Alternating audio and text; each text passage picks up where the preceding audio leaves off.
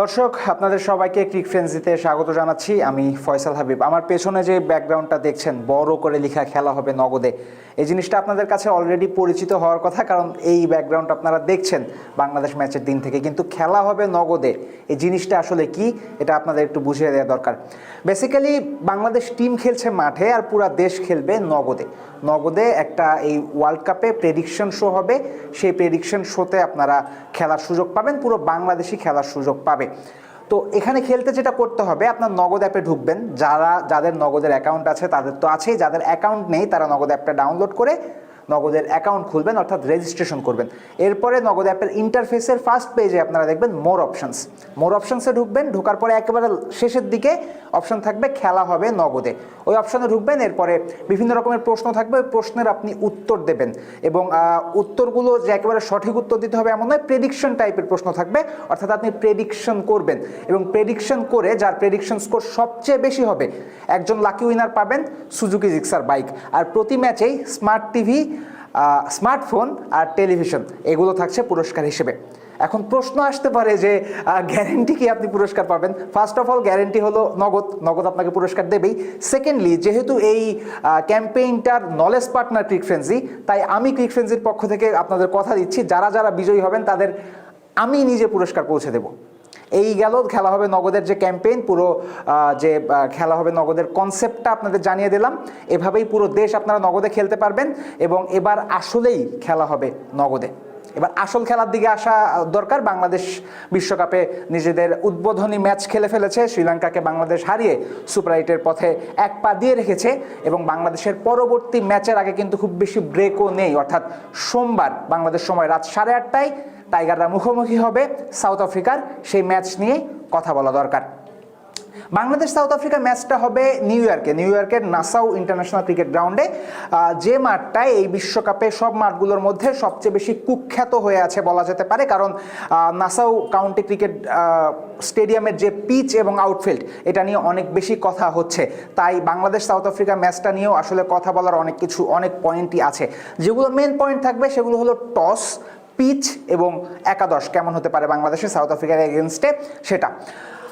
যে কোনো ক্রিকেট ম্যাচেই টস অনেক বেশি ইম্পর্টেন্ট থাকে, কিন্তু কোনো ম্যাচে এই ইম্পর্টেন্সটা খানিক কম হয়, কোনো ম্যাচে ইম্পর্টেন্সটা খানিক বেশি হয়। কিন্তু আপনি যখন নাসাউ ক্রিকেট গ্রাউন্ডে খেলতে নামবেন তখন টসটা আপনার কাছে একেবারে বাঁচা মরার মতো মনে হতে পারে, কারণ এই পর্যন্ত নাসাউয়ে যতগুলো ম্যাচ হয়েছে প্রত্যেকটা ম্যাচেই টসে জিতে ক্যাপ্টেনরা আগে ফিল্ডিং করার সিদ্ধান্ত নিয়েছে এবং যে দল পরে ব্যাটিং করেছে সে দলই জিতেছে। একমাত্র বাংলাদেশ ইন্ডিয়ার যে ওয়ার্ম আপ ম্যাচটা, সেই ম্যাচটাতেই কিন্তু আগে ব্যাট করেও ইন্ডিয়া জিতেছে। ওই ম্যাচটাকে আমরা এক্সেপশন হিসেবে রেখে এটাকেই এক্সাম্পল নিব যে নাসাউ কাউন্টি ক্রিকেট গ্রাউন্ডে আপনি টসটা জিততে চাইবেন এবং টস জিতে আগে বোলিং নিতে চাইবেন। সো এই কারণেই বাংলাদেশ সাউথ আফ্রিকা ম্যাচে টসটা খুব বেশি ভাইটাল হবে এবং নাজমুল হোসেন শান্ত কোনোভাবেই সাউথ আফ্রিকার এগেনস্টে টসটা হারতে চাইবেন না। ইনফ্যাক্ট টস জিতে কোনো ধরনের চিন্তাভাবনা ছাড়াই শান্ত কিন্তু চাইবেন বোলিং নিতে, কারণ নাসাউয়ে আপনি আগে যদি বোলিং করেন সেক্ষেত্রে প্রতিপক্ষকে 100 রানের নিচে আটকে রাখাও সম্ভব, 110, 120, 130-এর মধ্যে আটকে রাখা খুবই সম্ভব। এবং এই প্যাটার্নটা কিন্তু দেখা গেছে থ্রু আউট দ্য টুর্নামেন্ট, কারণ সাউথ আফ্রিকা 2টা ম্যাচ খেলেছে, 2টা ম্যাচেই তারা প্রতিপক্ষকে, এক ম্যাচে নেদারল্যান্ডস 103 রান 4 রান করেছে, আরেক ম্যাচে শ্রীলঙ্কা 100-র নিচে অল আউট হয়েছে এবং আগে ব্যাট করে এই মাঠে কিন্তু কানাডা বনাম আয়ারল্যান্ডেরও খেলা হয়েছে। কানাডা কিন্তু আগে ব্যাট করে জিতেছে, খানিক আগে বলেছিলাম আগে ব্যাট করে জিতেনি, কানাডা আগে ব্যাট করে জিতেছে কিন্তু 130 রান করেছে। ইট মিনস যে আপনি যখন নাসাউ ক্রিকেট গ্রাউন্ডে আগে ব্যাটিং যদি আপনার করতে হয় সেক্ষেত্রে 130 বা 40 রান যদি আপনি করতে পারেন সেক্ষেত্রে আপনি ম্যাচে কিন্তু আপার হ্যান্ডে থাকবেন। আর আপনি যদি আগে বোলিং করেন সেক্ষেত্রে আপনি প্রতিপক্ষকে অবশ্যই 120-এর নিচে আটকে দিতে চাইবেন। So moral of the story হলো নাজমুল হোসেন শান্ত চাইবেন টস জিতে আগে ফিল্ডিংটা নিতে। যদি বাংলাদেশ কোনোভাবে টসটা হেরে যায় এবং যদি বাংলাদেশকে আগে ব্যাটিং করতে হয় সেক্ষেত্রে বাংলাদেশের টার্গেট থাকবে 140+ রান করার। পিচ কেমন হবে? পিচ যেমনটা এতক্ষণ ধরেই বললাম যে নাসাউ ক্রিকেট গ্রাউন্ডের পিচ কিন্তু একেবারেই আপ টু দ্য মার্ক নয়, পিচে খুবই আনইভেন বাউন্স এবং টেস্ট ম্যাচেও এই ধরনের পিচ দেখা যায় না বলে অনেক ক্রিকেট পণ্ডিতরা বলছেন এই পিচে টিকে থাকাই অনেক মুশকিল, শট খেলা তো অনেক দূরের কথা। তাই পিচটা কেমন হবে এই প্রশ্নের সোজাসুজি উত্তর হিসেবে বলে দেওয়া যেতে পারে নাসাউ ক্রিকেট গ্রাউন্ডের পিচ একদমই ভালো হবে না, পিচ হবে বোলার ফ্রেন্ডলি। কিন্তু এখানে একটা টুইস্ট আছে, এখানে একটা ক্যাচ আছে। এই রবিবার রাতেই কিন্তু নাসাউ ক্রিকেট গ্রাউন্ডেই ইন্ডিয়া বনাম পাকিস্তানের ম্যাচ এবং এই ইন্ডিয়া পাকিস্তান ম্যাচ নিয়ে আইসিসি অনেক চিন্তা। নগদে 500 টাকা বা তার বেশি পেমেন্টে পেতে পারেন ঢাকায় জমিসহ 20 কোটি টাকার পুরস্কার। পড়েছিল, উদ্বিগ্ন হয়েছিল, কারণ ইন্ডিয়া পাকিস্তান ম্যাচ আপনি একেবারে লো স্কোরিং রাখতে পারবেন না। ক্রিকেট ওয়ার্ল্ডের সবচেয়ে বড় ম্যাচ, সবচেয়ে বড় মানি আর্নিং ম্যাচ যদি 100 রানের ম্যাচ হয় সেটা আপনি মোটেই সহ্য করতে পারবেন না, দর্শকরাও আসলে মেনে নিতে পারবে না। তাই গত 2-3 দিন ধরে এই কথাটা খুব বেশি চলছে, ইন্ডিয়া পাকিস্তান ম্যাচের আগে নাসাউ ক্রিকেট গ্রাউন্ডের পিচটা নিয়ে অনেক বেশি কাজ হচ্ছে, পিচকে ব্যাটিং সহায়ক বানানোর চেষ্টা চলছে।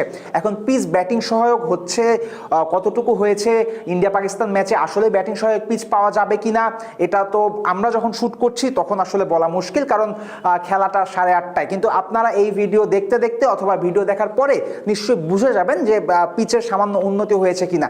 এখন এই উন্নতি হলে বাংলাদেশের এক ধরনের লাভ হতে পারে বাংলাদেশ সাউথ আফ্রিকা ম্যাচে। কেমন লাভ? কারণ ইন্ডিয়া পাকিস্তান ম্যাচে যদি আসলেই কোনোভাবে পিচটা উন্নত করা যায় এবং পিচ যদি ব্যাটিং ফ্রেন্ডলি করা যায় এবং বাংলাদেশ সাউথ আফ্রিকা ম্যাচও যদি ওই পিচেই খেলানো হয় যে পিচে ইন্ডিয়া পাকিস্তান ম্যাচ খেলানো হবে, রবিবারে যে পিচে ইন্ডিয়া পাকিস্তান ম্যাচ হচ্ছে, তাহলে কিন্তু বাংলাদেশ সাউথ আফ্রিকা ম্যাচের পিচটাও সামান্য হলেও একটু ব্যাটিং ফ্রেন্ডলি হতে পারে। বাট আলটিমেটলি যদি কিন্তু হিসাব যদি আপনি বাদ দেন তাহলে নাসাউয়ে আপনি বোলার ফ্রেন্ডলি পিচই পাবেন, এটারই বেশি সম্ভাবনা। সুতরাং টস জিতলে আপনার আগে বোলিং নিতে হবে এবং টস জিতে যদি আপনি বোলিং নেন তাহলে বোলিং ফ্রেন্ডলি পিচে আপনার প্রতিপক্ষ সাউথ আফ্রিকাকে অনেক কম রানে আটকে দিতে হবে, there is no doubt about that. এবার আসি আমরা একাদশ কেমন হবে। একাদশ নিয়ে আলোচনার আগে শরীফুল ইসলামকে নিয়ে আপডেটটা দিয়ে দেওয়া দরকার। Shariful Islam warm up match খেলতে গিয়ে তার বোলিং হ্যান্ড অর্থাৎ বাম হাতে কেটে গেছে এবং সেই হাতে 6টা সেলাই পড়েছে, এটা অনেক পুরনো খবর, সবাই জানেন। এবং শরীফুল প্রথম ম্যাচ মিস করবেন এটাও সবাই জানা ছিল, সবাই জানতেন। বড় প্রশ্ন হলো শরীফুল কি সাউথ আফ্রিকার এগেনস্টে ম্যাচে অ্যাভেলেবেল কিনা, এবং বড় প্রশ্নের আনফরচুনেট উত্তর হলো শরীফুল ইসলাম সাউথ আফ্রিকার বিপক্ষে ম্যাচেও অ্যাভেলেবেল নন। সেক্ষেত্রে শরীফুলকে সাউথ আফ্রিকার এগেনস্টে দেখার chances R less. I mean, there is no chance of Shoriful playing in this match. তাহলে বাংলাদেশের যে পেস অ্যাটাক, সেই পেস অ্যাটাকে স্কোয়াডের বাকি 3জন পেসার তারাই থাকবেন, তাসকিন থাকবেন, তানজিম হাসান সাকিব থাকবেন এবং মুস্তাফিজুর রহমানই থাকবেন। উপরের দিকে টপ অর্ডার শ্রীলঙ্কার এগেনস্টেও ওপেনার দুজনই ফেল করেছিলেন, ক্যাপ্টেন শান্ত আবার ফেল করেছিলেন, লিটন দাস তিনি খানিকটা রান করেছেন। মিডল অর্ডারের দিকে সাকিব আল হাসানের বাজে ফর্ম কন্টিনিউ আছে ব্যাট হাতে, কিন্তু আলটিমেটলি এখানেও আমার মনে হয় না খুব বেশি পরিবর্তন হবে, যেহেতু মাত্র একটাই ম্যাচ খেলেছে দলগুলো, তাই যারা ফেল করেছেন তাদের অ্যাটলিস্ট আরেকটা করে সুযোগ দেওয়া হবে। মোরাল অফ দ্য স্টোরি হলো সাউথ আফ্রিকার এগেনস্টে আই বিলিভ আনচেঞ্জড একটা একাদশ নিয়েই বাংলাদেশ মাঠে নামবে। সেক্ষেত্রে প্রথম ম্যাচের মতোই আমরা ওপেনিংয়ে দেখতে পারবো সৌম্য সরকার এবং তানজিদ হাসান তামিমকে। নম্বর 3-এ থাকবেন লিটন দাস, নম্বর 4-এ থাকবেন তাওহিদ হৃদয়, নম্বর 5-এ আসার কথা সাকিব আল হাসানের, নম্বর 6-এ মাহমুদুল্লাহ রিয়াদ, নম্বর 7-এ রিশাদ হোসেন, নম্বর 8-এ কিন্তু থাকবেন তাসকিন, নম্বর 9-এ থাকবেন সাকিব, তানজিম হাসান সাকিব, এবং নম্বর 10-এ থাকবেন মুস্তাফিজুর রহমান। আমি একজনকে সম্ভবত ছেড়ে দিয়েছি, সেটা হলো নম্বর 4-এ ক্যাপ্টেন নাজমুল হোসেন শান্ত, তিনি নম্বর 4-এ আসবেন। আরও একবার বলি, সৌম্য, তামিম, লিটন, শান্ত, হৃদয়, সাকিব, মাহমুদুল্লাহ রিয়াদ, রিশাদ এবং 3 পেসার তাসকিন, তানজিম সাকিব এবং মুস্তাফিজ, এই 11 জন নিয়েই বাংলাদেশ কিন্তু মাঠে নামবে সাউথ আফ্রিকার এগেনস্টে।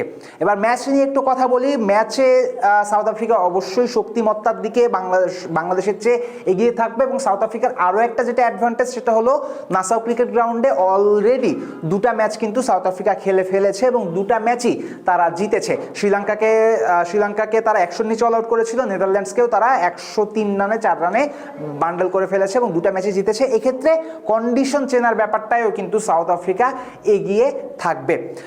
এবং যেহেতু সাউথ আফ্রিকা এই পিচটা বুঝছে, তাই এখানে এই অ্যাডভান্টেজটা কিন্তু অনেকটা হিউজ অ্যাডভান্টেজ হিসেবেই কাজে আসবে। কিন্তু সাউথ আফ্রিকা 2 ম্যাচেই আগে বোলিং করেছে, সেক্ষেত্রে আমরা যদি সাউথ আফ্রিকাকে আগে ব্যাটিংয়ে পাঠাতে পারি, সেক্ষেত্রে এই অ্যাডভান্টেজটা নাল অ্যান্ড ভয়েড হয়ে যাবে বলে আমার মনে হয়।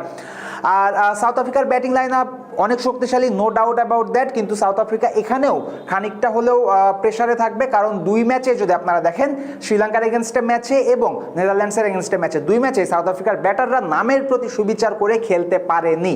যদিও সাউথ আফ্রিকা 2 ম্যাচে 4 পয়েন্ট পেয়ে ডি গ্রুপের টেবিল টপার, কিন্তু ওই যে ব্যাটাররা যে নামের প্রতি সুবিচার করে খেলতে পারছে না, এই জায়গাটায় আমার মনে হয় বাংলাদেশ ক্যাপিটালাইজ করতে পারে, যেহেতু তাদের ব্যাটাররা খুব বেশি রানের মধ্যে নাই। তাই বাংলাদেশি বোলাররা যদি চেপে ধরতে পারে, তাহলে সাউথ আফ্রিকা আর যে ব্যাটিং শক্তি, এটাকে কিন্তু মিনিমালাইজ করা যেতে পারে। অন দ্য আদার হ্যান্ড, বাংলাদেশের ব্যাটাররাও যে খুব বেশি রান পাচ্ছেন তেমনটা নয়, এবং এক্ষেত্রেও বাংলাদেশ খানিকটা পিছিয়েই থাকবে, কারণ 2 দলের ব্যাটাররাই রান পাচ্ছেন না ঠিক আছে, কিন্তু ক্যাপাবিলিটিস তো অবশ্যই সাউথ আফ্রিকার বেশি। তাই এদিক দিয়েও বাংলাদেশের 2 দলের ব্যাটিংয়ের কম্প্যারিজন করলে বাংলাদেশ একটু পিছিয়ে থাকবে, নো ডাউট অ্যাবাউট দ্যাট। আর আরও একটা বিষয় যেটা বলতে হয়, ম্যাচে সাউথ আফ্রিকার মিডল অর্ডার খুব বেশি শক্তিশালী, এবং মিডল অর্ডারে হেনরিক ক্লাসেনের মতো প্লেয়াররা অথবা এইডেন মার্ক্রামের মতো প্লেয়াররা, এরা কিন্তু স্পিনের এগেনস্টে খুব বেশি ভালো খেলেন। মিলারও কিন্তু স্পিনের এগেনস্টে বেশ ভালো। তাই আমার মনে হয় ম্যাচে সৌম্য সরকারকে কালকে একটু ম্যাচের দিন সাউথ আফ্রিকার এগেনস্টে সৌম্য সরকারকে বোলিং করতে দেখা যেতে পারে, এবং সৌম্য সরকারের বোলিংও কিন্তু কার্যকর হতে পারে। সাউথ আফ্রিকার দিকে যদি তাকাই, সাউথ আফ্রিকার বোলিং একেবারে স্টার দিয়ে ভরা সাউথ আফ্রিকার বোলিং লাইন আপ, এবং আনরিক নরকিয়া তিনিও ফর্মে চলে এসেছেন, Rabada is there, Keshav Maharaj is a good spinner, Marco Jansen বেশ ভালো বোলার। তাই সাউথ আফ্রিকার যে বোলিং লাইন আপ, সেটাকেও একেবারেই আপনি ফেলে দিতে পারবেন না, ইনফ্যাক্ট দারুণ বোলিং লাইন আপ। সো 2 দলের যদি আপনি কম্প্যারিজন করেন, সাউথ আফ্রিকা অবশ্যই ফেভারিট থাকবে, এবং সাউথ আফ্রিকা এই ম্যাচ জেতার ক্ষেত্রে অবশ্যই এগিয়ে থাকবে। কিন্তু বাংলাদেশ এখন একটা নতুন একটা রূপে মাঠে নামার চেষ্টা করবে, অন্যরকম একটা কনফিডেন্স বাংলাদেশ পেয়েছে, এবং এই কনফিডেন্সে ভোট দিয়ে নাসাউ ক্রিকেট গ্রাউন্ডে কিন্তু বাংলাদেশ চাইবে সাউথ আফ্রিকাকে ভরকে দিতে। আর আরও একটা বিষয়, আরও একটা জায়গায় বাংলাদেশ যে সাপোর্টটা পাবে, সেটা হলো যে আমেরিকায় যে 3টা মাঠের মধ্যে সবচেয়ে বেশি ধারণ ক্ষমতা নিউ ইয়র্কের এই মাঠটাতে, এবং নিউ ইয়র্কে প্রবাসী বাংলাদেশি কিন্তু বেশ ভালো মাত্রাতেই থাকে। তাই মাঠে যে 30,000 ধারণ ক্ষমতার দর্শক ধারণ ক্ষমতা 30,000-এর মধ্যে ম্যাক্সিমাম মানুষজন কিন্তু ম্যাক্সিমাম সাপোর্টটা কিন্তু বাংলাদেশেরই থাকবে। এই জায়গাটাও বাংলাদেশ ক্রিকেটারদের একটু হলেও শক্তি যোগাবে, সাহস যোগাবে। সো আরও একবার যদি আমি ছোট করে সামারাইজ করতে চাই, তাহলে যেটা বলার সেটা হলো বাংলাদেশ আনচেঞ্জড 11 নিয়েই নামবে, এটা মোটামুটি শিওর। সাউথ আফ্রিকা আর বাংলাদেশের শক্তিমত্তার কম্প্যারিজনে অবশ্যই সাউথ আফ্রিকা এগিয়ে থাকবে, কিন্তু এই বিশ্বকাপে আমরা যেটা দেখছি, on a given day any team can bit any team. সেক্ষেত্রে আত্মবিশ্বাসের তুঙ্গে থাকা বাংলাদেশ দল সাউথ আফ্রিকাকে চমকে দিতে পারে, এই বিশ্বাসটা আপনি রাখতে পারেন। এবার ছোট্ট করে একটা জিনিস বলে শেষ করব, সেটা হলো যে আমরা বাংলাদেশিরা প্রবাবলি অ্যাজ এ নেশন আমরা খানিকটা হাইপার, কারণ একটা ম্যাচ হারলেই আমরা একেবারে অনেক বকাবকি, রাগারাগি, ক্ষোভ দেখানো শুরু করি। একটা ম্যাচ জিতলে আমরা অনেক বেশি উচ্চাসা নিয়ে চলাফেরা শুরু করি। আমি এখানেই আপনাদের একটু সতর্ক করব, সেটা হলো যে অনেক বেশি উচ্চাসা রাখার দরকার নেই। আবারও বলছি, প্র্যাকটিক্যালি যদি বলি, অনেস্টলি যদি বলি, তাহলে বাংলাদেশ সাউথ আফ্রিকার এগেনস্টে এই ম্যাচে আন্ডারডগ হয়েই মাঠে নামবে। আমি একবারও বলিনি বাংলাদেশ সাউথ আফ্রিকাকে হারিয়ে দিতে পারে, বাট এখন বাংলাদেশের আত্মবিশ্বাস ভালো আছে, এবং এই মাঠে যেহেতু বোলিং ফ্রেন্ডলি পিচ, তাই টসে জিতলে বাংলাদেশ যদি টসে জেতে, তাহলে যে কোনো কিছুই হয়ে যেতে পারে। তাই ক্যাপ্টেন শান্তর কথার সাথে সুর মিলিয়েই বলতে চাই, এক্সপেকটেশনস একটু কম রেখেই খেলা দেখতে বসবেন, আর বাংলাদেশ একটা ভালো দিন পার করবে, সাউথ আফ্রিকাকে চমকে দিবে, এই প্রত্যাশাটা রাখতে পারেন। বাংলাদেশ একেবারে জিতে যাবে, এই প্রত্যাশা নিয়ে খেলা দেখতে বসলেন, এরপরে যদি আনফর্চুনেটলি বাংলাদেশ হেরে যায়, তখন আবার গালাগালি বকাবকি শুরু করলেন, তেমনটা করেন না। কারণ আমাদেরই দেশ, আমাদেরই প্লেয়ার, আমাদেরই সাপোর্ট করতে হবে। ক্রিকেট থেকে কোনোদিনও ভালো কোনো রেজাল্ট পেতে হলে, ক্রিকেট থেকে কোনোদিনও কোনো সুখ পেতে হলে, এই ক্রিকেটাররাই আমাদের সেই সুখটা এনে দেবে। তাই ক্রিকেটারদের সাথে থাকুন, ক্রিকেটারদের সাপোর্ট করুন। বাংলাদেশ সুপার 8-এর পথে এক ধাপ এগিয়ে আছে। সাউথ আফ্রিকার এগেনস্টে হারলেও যেন খুব বড় ব্যবধানে না হারে, তাহলে কিন্তু বাংলাদেশের সুপার 8টা আরও একটু কনফার্মের মতোই হয়ে যাবে। দর্শক, এই ছিল প্রি ম্যাচ আলোচনা। টস জিততে হবে, সাউথ আফ্রিকাকে কম রানে হারাতে হবে, দর্শক সাপোর্টটা কাজে লাগাতে হবে। যদি এই সবই করা যায় তাহলে এনিথিং ইজ পসিবল। সবাই সাথে থাকবেন ক্রিক ফ্রেন্সির, কারণ ক্রিক ফ্রেন্সিতেই আপনারা পাচ্ছেন ক্রিকেটের সবশেষ খবর, সেটা দেশের ক্রিকেট হোক বা বিদেশের ক্রিকেট হোক। আর যদি পুরস্কার জিততে চান, যদি জিক্সার বাইট জিততে চান, তাহলে নগদ অ্যাপে ঢুকে যাবেন এবং নগদ অ্যাপে ঢুকে এই যে খেলা হবে নগদে খেলবেন, তাহলে অনেক কিছুই জিতে যেতে পারেন। খেলাও দেখছেন, বাংলাদেশের জেতার প্রত্যাশাও করছেন, পুরস্কারও পাচ্ছেন, উইন উইন সিচুয়েশন। সবাই ভালো থাকবেন, সুস্থ থাকবেন। আমি ফয়সাল হাবিব আজকের মতো বিদায় নিচ্ছি।